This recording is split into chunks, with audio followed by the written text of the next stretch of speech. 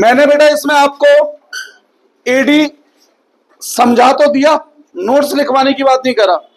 Aggregate supply समझा दिया, consumption function समझा दिया, saving function, APS APC, MPS MPC, investment multiplier भी समझा दिया था। नोट्स की बात नहीं कर रहा हूं, समझाने की बात कर रहा हूं। ये सब समझा दिया। कंजम्पशन कर्व, सेविंग कर्व बनाना भी सिखा दिया था। Draw a consumption curve with the help of saving curve सिखा दिया था। ब्रेक इवन पॉइंट का मतलब बता दिया था। आज मैं टॉपिक पढ़ा रहा हूं इक्विलिब्रियम लेवल। ठीक है, इसका बोर्ड एग्जाम में गारंटेड 3 मार्क्स का एक क्वेश्चन फिक्स आएगा। अब क्वेश्चन ऐसे नहीं आएगा व्हाट इज इक्विलिब्रियम लेवल, तो इक्विलिब्रियम लेवल का क्वेश्चन पूछने का तरीका अलग होगा, वो मैं भी समझाने जा रहा हूं। ठीक है, तो आज मैं आपको समझा रहा हूं इक्विलिब्रियम लेवल। जब सारा चैप्टर समझा दूंगा, नोट्स उसके बाद लिखवाऊंगा बेटा। Equilibrium level of national income. देखो, इस इक्विलिब्रियम लेवल में 2 अप्रोचेज हैं।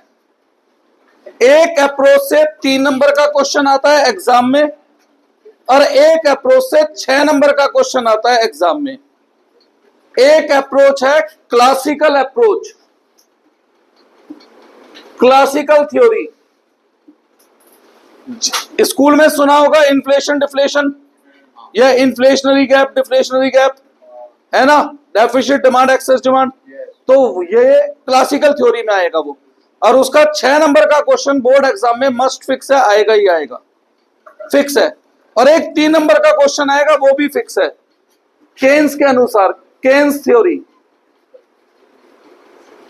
तो केन्स एक इकोनॉमिस्ट का नाम था जिन्होंने एक थ्योरी दी थी। तो इक्विलिब्रियम लेवल 2 बार आएगा एग्जाम में, 3 नंबर का अलग, 6 अलग। अब अगर हम बात करें केन्स की थ्योरी के अनुसार, तो केन्स का मानना यह है कि कोई भी इकोनॉमी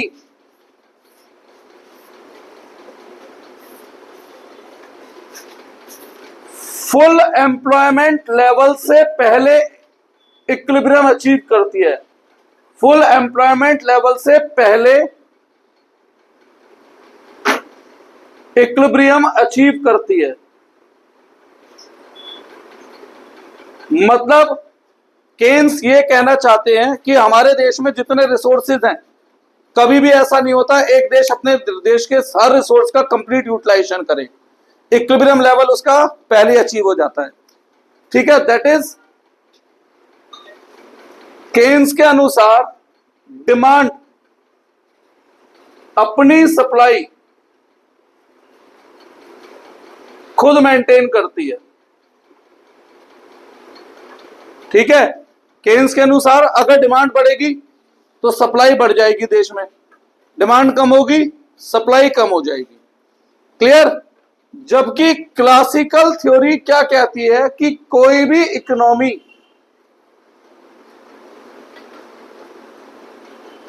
हमेशा फुल एम्प्लॉयमेंट लेवल पर, फुल एम्प्लॉयमेंट लेवल का मतलब होता है एक ऐसा पॉइंट जहां पर देश के सारे रिसोर्सेज यूज हो। ठीक है ना, देश का कोई भी रिसोर्सेज आइडल नहीं पड़ा, वेस्ट नहीं जा रहा है। कोई भी इकोनॉमी हमेशा फुल एम्प्लॉयमेंट लेवल पर इक्विलिब्रियम अचीव करती है। ठीक है, क्लासिकल थ्योरी वालों के अनुसार सप्लाई अपनी डिमांड खुद क्रिएट करती है या खुद एडजस्ट करती है। मतलब ये थ्योरी ये कहती है कि हमारे देश में जितने भी रिसोर्सेज हैं उनका यूज करो, प्रोडक्शन कर दो, और भैया जितने भी आप गुड्स प्रोड्यूस करोगे डिमांड उस हिसाब से अपने आप एडजस्ट हो जाएगी। प्रोडक्शन बढ़ेगा तो डिमांड बढ़ जाएगी, प्रोडक्शन कम होगा डिमांड कम हो जाएगी। दैट मीन्स ये क्या कहती है कि जो सप्लाई है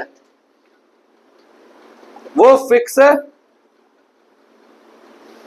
अब अगर डिमांड सप्लाई से ज्यादा है तो देश में महंगाई बढ़ेगी, अपने आप लोग कम खरीदने लगेंगे। अगर डिमांड सप्लाई से कम है तो भैया मार्केट में प्राइस लेवल गिरेगा, और प्राइस गिरेगा तो डिमांड बढ़ेगी, वापस वो किसके बराबर आ जाएगी, सप्लाई के। तो दोनों थ्योरी बिल्कुल एक दूसरे के अपोजिट है। इस थ्योरी को आपकी क्या नाम है वो संदीप गर्ग में एक अलग चैप्टर बना दिया गया है और वो अलग चैप्टर में कवर है, जबकि एनसीईआरटी के अनुसार ये सभी कुछ जितना मैंने पढ़ाया अब तक, मतलब जब से वीडियो बनानी शुरू की, वो सारा एक ही यूनिट में कवर होता है, इनकम एंड एम्प्लॉयमेंट यूनिट 3 में कवर है वो सब। ठीक है, मैं संदीप गर्ग के अनुसार 3-4 चैप्टरों की बात नहीं कर रहा, मैं एक यूनिट की बात कर रहा हूं। तो इसका क्वेश्चन 6 नंबर में मस्ट आएगा, अगली क्लास में समझाऊंगा। आज क्या समझाने जा रहा हूं मैं आपको, केन्स की थी, केन्स के अनुसार हाँ खुद अपनी सप्लाई खुद एडजस्ट करती है। ठीक है, लिख लो इसे, फिर मैं बोर्ड रब कर रहा हूं और मैं दोबारा से सब कुछ लिखने जा रहा हूं। केन्स के अनुसार इक्विलिब्रियम लेवल क्या है, कुछ सुना था ऐसा? केन्स और क्लासिकल जितना हमने अब तक चैप्टर पढ़ा है ना, वो सब केन्स के अनुसार है। अब पता है हुआ क्या था, 2023 का पेपर था शायद, 23 का या 24 में या 21 में, अब मैं थोड़ा कंफ्यूज होगा, कोविड में थोड़ा डिस्टरबेंस आ गई ना, तो एक बार एग्जाम में क्वेश्चन आ गया, define aggregate demand according to Keynes. ठीक है, 6 नंबर। अब बच्चे भाई साहब भर भर के क्वेश्चन छोड़िया है, ये केन्स क्या है, ये तो हमने पढ़ा ही नहीं, केन्स क्या है? अरे भैया वो जो एग्रीगेट डिमांड पढ़ी थी वो केन्स के अनुसार ही पढ़ी जाता है, केन्शियन थ्योरी कह देते हैं इसे, क्या बोल देते हैं, केन्शियन थ्योरी। ज्यादा चांसेस के ये अलग आएगा 6 का क्वेश्चन और वो अलग। अरे चैप्टर 14 नंबर का नहीं है ये, आते ही आता है। हाँ ये आते ही आता है। हाँ, यूनिट नंबर 3 है अकॉर्डिंग टू एनसीईआरटी। अब मुझे संजीव गर्ग के हिसाब से नहीं पता कौन सा चैप्टर है, यूनिट 3 है एनसीईआरटी के अनुसार। एनसीईआरटी के अनुसार मैक्रो में मात्र 5 यूनिट है। ठीक है बेटा, पहली यूनिट नेशनल इनकम थी अराउंड 12-13 नंबर, दूसरी यूनिट मनी बैंकिंग थी अराउंड 6 नंबर, तीसरी यूनिट इनकम एंड एम्प्लॉयमेंट है अराउंड 13-14 नंबर, चौथी यूनिट गवर्नमेंट बजट है, अब 5वीं यूनिट है फॉरेन एक्सचेंज एंड बीओपी। बस, अब इन्हें आप 15 चैप्टर में बांट लो, 16 में बांट लो, वो बुक का मुझे नहीं पता। तीसरी यूनिट चल रही है मेरी, क्लियर है? समझाऊं, रब कर दूं? ठीक है,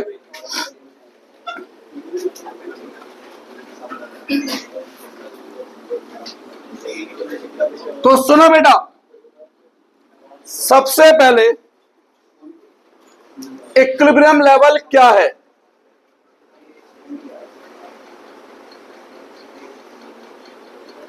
एक ऐसा लेवल जहां पर एग्रीगेट डिमांड बराबर होती है एग्रीगेट सप्लाई के, और एग्रीगेट सप्लाई को हम नेशनल इनकम भी कहते हैं, ये मैं आपको बता चुका हूं।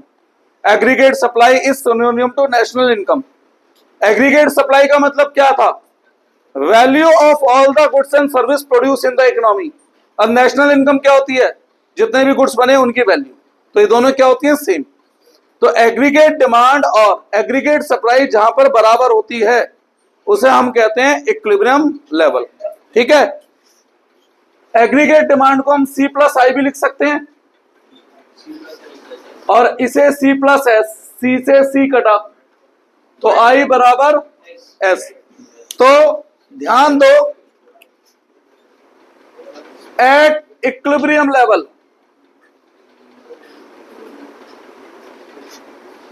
AD बराबर है AS के, और नहीं बेटा अभी वो नहीं बच रहा है, जो मैंने अभी 6 नंबर वाला बोला है वो अगली क्लास में पढ़ाऊंगा। हाँ हाँ, ये लास्ट है, ये लास्ट। I बराबर होता है S के, तो S कह रहा हूं, हाँ ये इक्विलिब्रियम लेवल है। कुछ बच्चे कंफ्यूज हो जाते हैं एग्जाम में इक्विलिब्रियम लेवल और ब्रेक इवन पॉइंट में। ब्रेक इवन पॉइंट अलग होता है बेटा, ब्रेक इवन पॉइंट अलग था, मैं फिर लिख दे रहा हूं, कभी आप कंफ्यूज हो जाओ। ब्रेक इवन पॉइंट का क्या था, जहां पे कंजम्पशन बराबर होती है इनकम के, और इनकम को हम क्या कह सकते हैं, एएस भी कह सकते हैं। ठीक है, और जहां पे सेविंग बराबर होती है 0 की। ये ब्रेक इवन पॉइंट था और ये इक्विलिब्रियम है। इक्विलिब्रियम लेवल अलग है, ब्रेक इवन पॉइंट अलग है। पहले मैं आज एक डायग्राम बनवा रहा हूं जिसमें मैं इक्विलिब्रियम लेवल भी दिखा रहा हूं और ब्रेक इवन पॉइंट भी दिखा रहा हूं। तो ये एक ऐसा डायग्राम है कि पूरे चैप्टर का हर डायग्राम इस डायग्राम के अंदर कवर हो जाता है। सही है, करें, लिख लो पहले ही, फिर मैं बताऊंगा क्वेश्चन एग्जाम में कैसे आएगा। इसका क्वेश्चन कभी ऐसे नहीं आएगा कि डिफाइन इक्विलिब्रियम लेवल और एक्सप्लेन इक्विलिब्रियम लेवल, ऐसे नहीं आता है क्वेश्चन।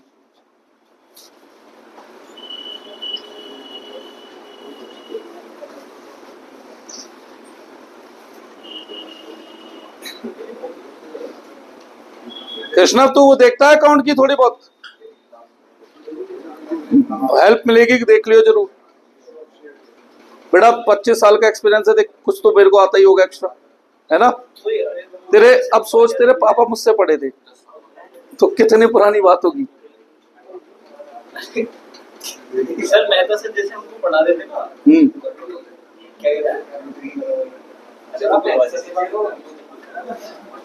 हाँ तो इन सबने पूछा था कि जो ये समझते हैं अपने बच्चा है अपने बच्चा अच्छा पढ़ाता है, अच्छा पढ़ाता है। नहीं, वो थोड़ा सा मुझे रेस्पेक्ट देते, मैं उन्हें रेस्पेक्ट देता हूँ भाई। ये भाई जब मैंने पढ़ाना शुरू किया था तब तो मैं बहुत छोटा ही था, अब वो तब भी टीचर थे, तो मैं उन्हें शुरू से सर कहता हूँ। तो भाई देख इस सेंस में तो ना, हाँ। करें आगे, सुनो बेटा, देखो डायग्राम बनाना देख लो।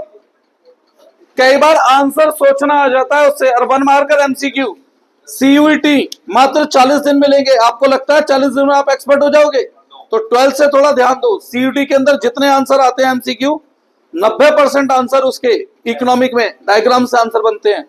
ठीक है, आप उन्हें थ्योरेटिकल रट के नहीं जा सकते, तो ध्यान दो जरा डायग्राम पे। बाई एक्स एक्सिस और वाई एक्सिस और एक्स एक्सिस, ठीक है, ये मेरा इन्वेस्टमेंट है, ये इन्वेस्टमेंट है, ये कंजम्पशन है। क्या है ये? कंजम्पशन। अब जितना जीरो लेवल पे कंजम्पशन होती है उतना ही जीरो लेवल पे डिसेविंग होती है, बात मैं बता चुका हूं। एक पॉइंट मिल गया हमें यहां, जहां से कंजम्पशन पॉजिटिव से शुरू होगी, सेविंग वहां नेगेटिव से शुरू होगी। वैसे भी सी अगर 10,000 प्लस 0.80 वाई था तो ऐसा -10,000, तो जितना ये पॉजिटिव उतना ही ये नेगेटिव। यहां तक कोई डाउट है? अब 45 डिग्री पे, अच्छा एडी क्या होता था? सी प्लस आई। लेट से ये 10 सेंटीमीटर का गैप है, तो कंजम्पशन कितनी है और इन्वेस्टमेंट कितनी है? तो एडी कितनी हुई? 20 नहीं हुई? तो जितना ये गैप है उतना ऊपर गैप लो, और कंजम्पशन के पैरेलल बन गया एग्रीगेट डिमांड कर्व। कंजम्पशन के पैरेलल बन गया एग्रीगेट डिमांड कर्व। यहां तक कोई डाउट है? एडीसी प्लस आई, एडीसी प्लस आई, ठीक है। कंजम्पशन 10, इन्वेस्टमेंट 10, तो एडी 20, ठीक। यहां तक कोई डाउट है? अब एग्रीगेट सप्लाई, नेशनल इनकम बनती है 45 डिग्री पे।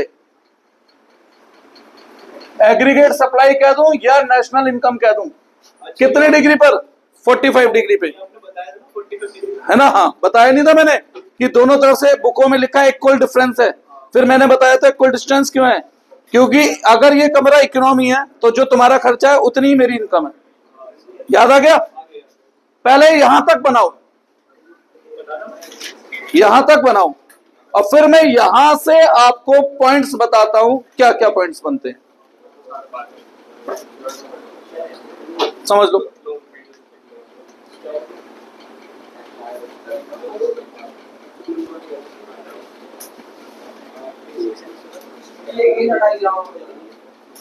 ये इस पूरे चैप्टर को कवर करने वाला एक सिंगल डायग्राम है जिसमें पूरा chapter as a whole cover हो जाएगा।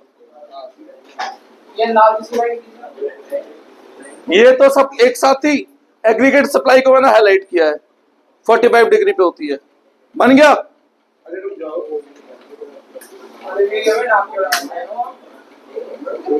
मैंने तो यार देखियो बिना स्केल के इतनी सीधी लाइन खींच के दी है, तो मैं वो भी बोर्ड पे। 25 साल का एक्सपीरियंस। 25 साल का एक्सपीरियंस।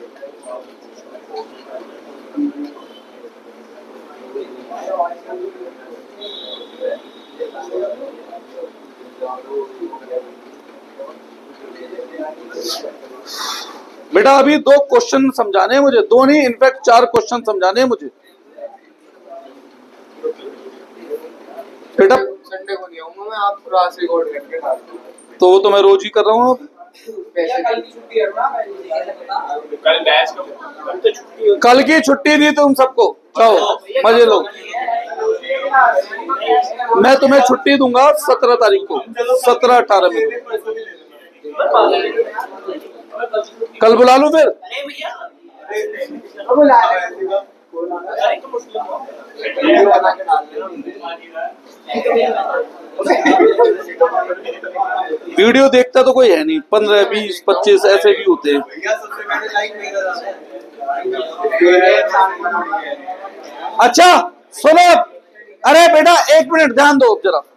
देखो, जहां पर इनकम और कंजम्पशन बराबर होती है, ये होता है ब्रेक इवन पॉइंट।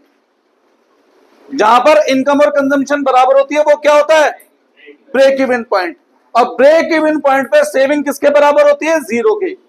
तो ये पॉइंट बन गया सेविंग का, 1 पॉइंट ये, 1 पॉइंट ये रहा, 1 पॉइंट ये रहा। 0 पे लिया है ना, सेविंग यहां से जाएगा, सेविंग कर 0 से। बेटा 0 एक्स एक्सिस पे होता है, इस पूरे एक्स एक्सिस को 0, ठीक है। जहां पर एडीएस के बराबर है उसे क्या कहते हैं? इक्विलिब्रियम। और जहां एडीएस के बराबर होता है वहां सेविंग बराबर होती है इन्वेस्टमेंट के। किसके बराबर होती है? ध्यान से देखना, तीनों पॉइंट एक स्ट्रेट लाइन में आ रहे हैं, नहीं आ रहे? इन्हें जोड़ दो, ये बन गया सेविंग कर। इन्हें जोड़ दो, ये क्या बन जाएगा? सेविंग कर।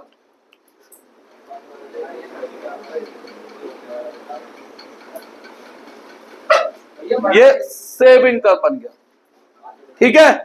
अब जहां सी बराबर है वाई के और एस बराबर है 0 के, उसे हम कहते हैं ब्रेक इवन पॉइंट। जहां कंजम्पशन इनकम के बराबर है, ये कंजम्पशन था, ये इनकम थी, वो है ब्रेक इवन पॉइंट। और ब्रेक इवन पॉइंट पे सेविंग 0 होती है। तो ये दोनों पॉइंट क्या है? Break even. जहां एग्रीगेट डिमांड एग्रीगेट सप्लाई के बराबर है और सेविंग इन्वेस्टमेंट के बराबर है, सेविंग कर इन्वेस्टमेंट के बराबर है ना, उसे हम कहते हैं इक्विलिब्रियम लेवल। क्या बोलते हैं उसे? Equilibrium level. ये तो बन गया डायग्राम, ठीक है। तो ब्रेक इवन पॉइंट अलग होता है, इक्विलिब्रियम अलग होता है। अब क्वेश्चन कैसे आएगा एग्जाम में? ब्रेक इवन कंजम्पशन और आपकी इनकम जब वो हो जाते हैं बराबर और सेविंग 0 हो, और इक्विलिब्रियम एडीएस के बराबर हो और इन्वेस्टमेंट सेविंग के बराबर, बढ़िया बात है। ठीक है। अब एग्जाम में क्वेश्चन कैसे आएगा? सुनो बेटा, 1 मिनट बाद सुना दो। चलो 1 मिनट बाद सुनाते हैं। 4 क्वेश्चन बता रहा हूं, किसी को मुझसे शर्त लगानी हो लगा लो। 3 नंबर का गारंटी से इनमें से 1 पॉइंट मस्ट आएगा। अब जितने की चाहे उतने की शर्त, ये बोर्ड के लिए कह रहा हूं मैं, इवन स्कूल के लिए नहीं कह रहा हूं। 1 लाख की रिटर्न एग्रीमेंट कर, मेरे एप्पल अकाउंट में जितने पैसे चल छोड़, अगर नहीं आया तो मैं तुझे 1 लाख दूंगा, आया तो मुझे 10,000 ही दे दियो बस। और बता, या मेरे जितने एप्पल अकाउंट ये ई लेवल क्या है? आराम से इक्विलिब्रियम लेवल बेटा। अरे बेटा मैं बहुत लंबा इक्विलिब्रियम लिखता तो सारी जगह भर जाती है ना।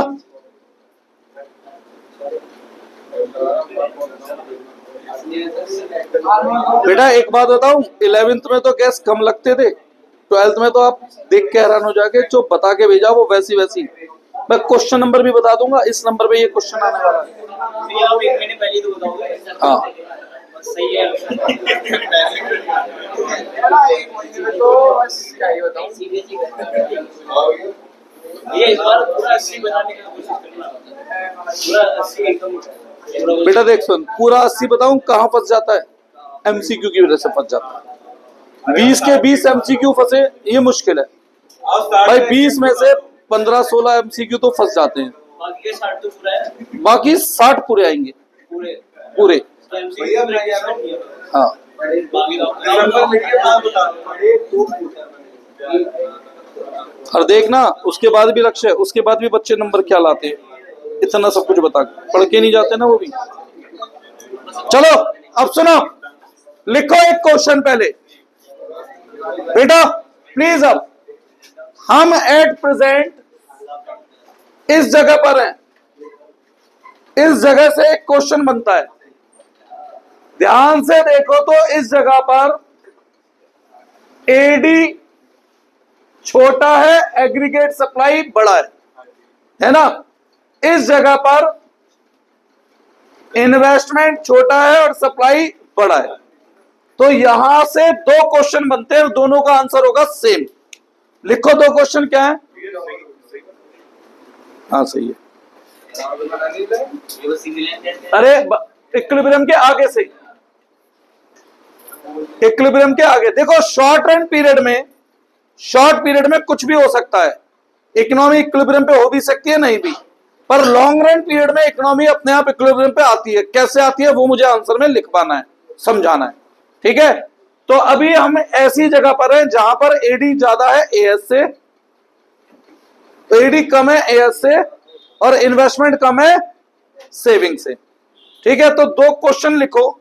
व्हाट हैपन, भैया लेकिन मेरा तो कंजम्पशन की देख। अच्छा आपको अरे तू फोटो खींच ले, घर जाके आराम से देख देख के बनेगी। भैया आपका किधर का इंटरसेक्ट हो रहा है कंजम्पशन कंजम्पशन और सेविंग इंटरसेक्ट हो ना हो ये जरूरी नहीं है। ये दियो, अब मेरा काम बैठ के समझाने का बच्चा है। सुनिए अब, what happen if aggregate demand is less then, क्यों क्या हो गया क्वेश्चन बनेंगे इसके ऊपर, इस लाइन से दो क्वेश्चन बनेंगे। ये चलिए क्यों हाँ, इस लाइन से दो क्वेश्चन बनेंगे। What happen if aggregate demand is less then aggregate supply, इसका जो आंसर होगा वही दूसरे क्वेश्चन का आंसर होगा। दूसरा, what happen if investment is less than saving, if investment is less than saving.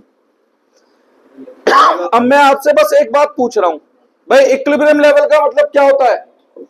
दोनों बराबर हो, है ना, दोनों बराबर हो। इक्विलिब्रियम लेवल का मतलब क्या होता है? दोनों बराबर हो।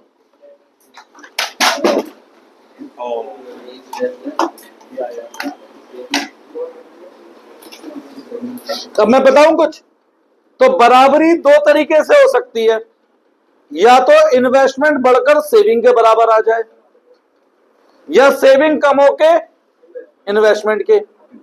तो हम भारतीयों में खूबी होती है, बस आंसर फाइनल बता दो, उसे बना के कैसे लिखना है 8-10-15 लाइनों में घुमा फिरा के हम सब लिख देते हैं, है ना।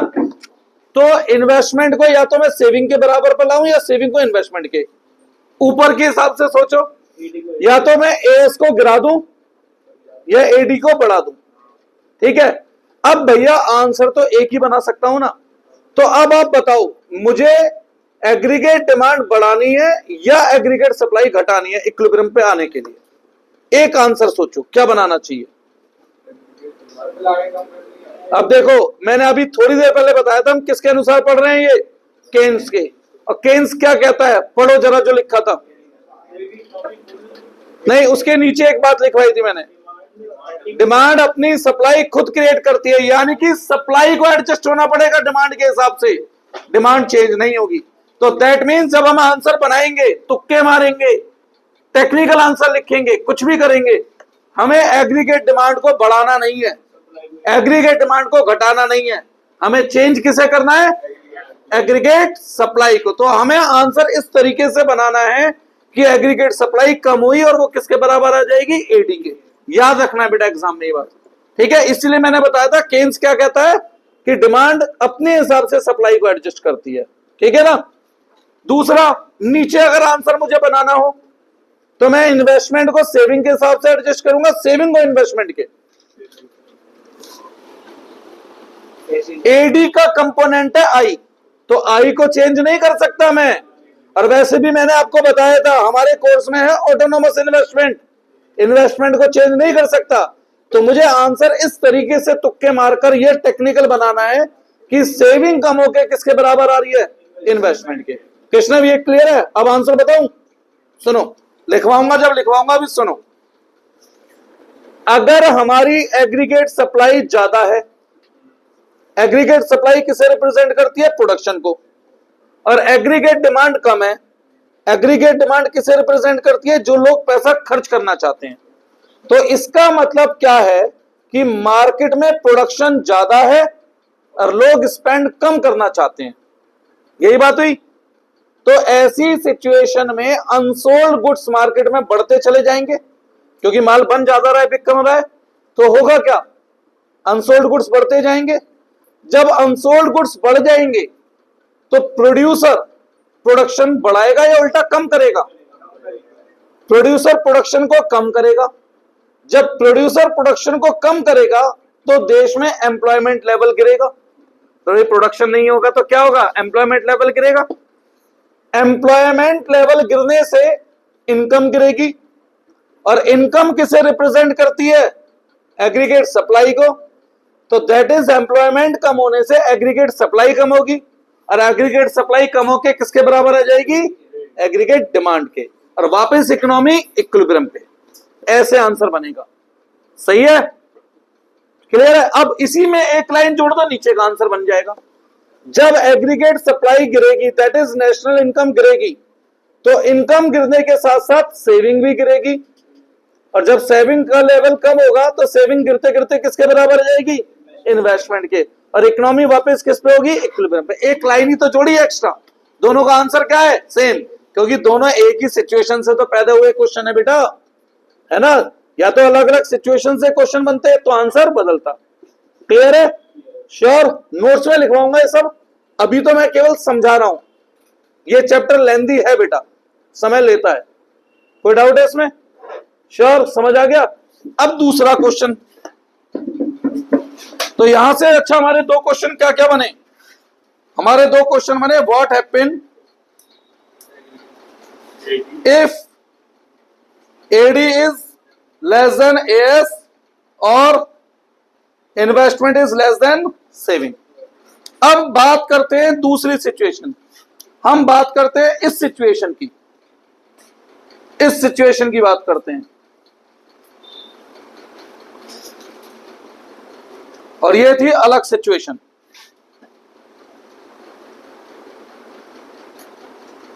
हाँ भाई, इस सिचुएशन में ध्यान से देखो, एडी ऊपर है और एएस, तो यहां पर एडी बड़ा है एग्रीगेट सप्लाई से, है ना।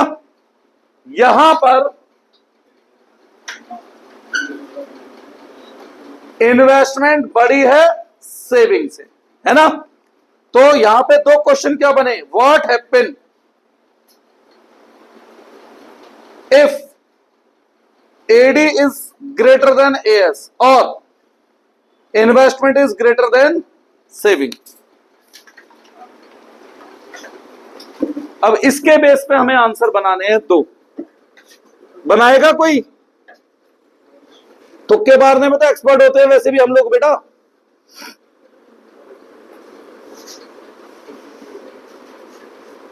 हाँ जी,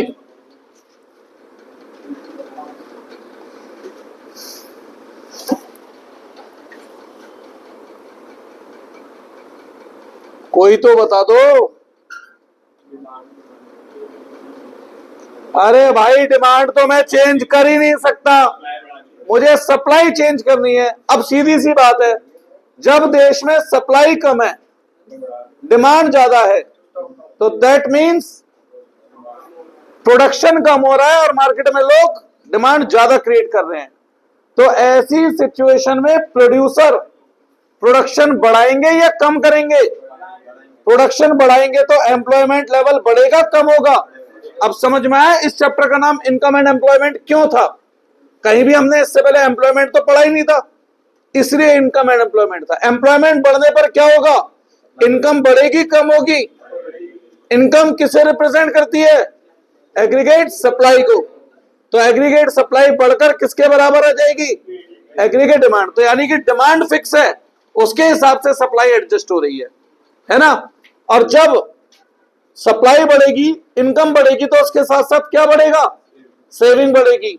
और ये सेविंग बढ़कर किसके बराबर आ जाएगी? इन्वेस्टमेंट। और एक इकोनॉमी वापस क्या अचीव करेगी? Equilibrium level. क्लियर? श्योर? बस आज की इतना। अगली क्लास में लास्ट समझाने का बचा है, फिर चैप्टर समझाने के पॉइंट ऑफ व्यू से समाप्त, फिर नोट्स लिखवाए जाएंगे बेटा। सही है ना? समझाने के हिसाब से चैप्टर खत्म हो जाएगा। ये वाला, वो रेड वाला, एक सेकंड बेटा, एक सेकंड, फोटो खींचनी है, अभी बैठो।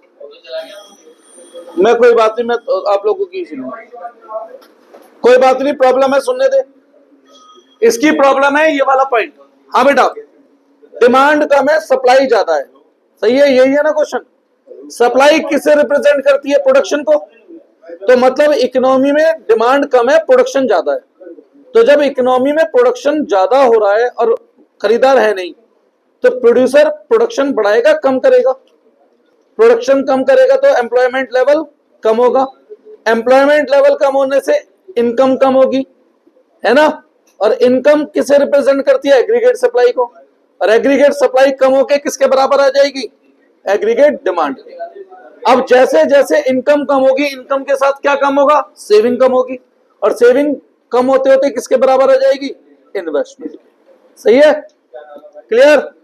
ये केंशियन थ्योरी के अनुसार बताया था मैंने इक्विलिब्रियम। किसके अनुसार? केंशियन थ्योरी के।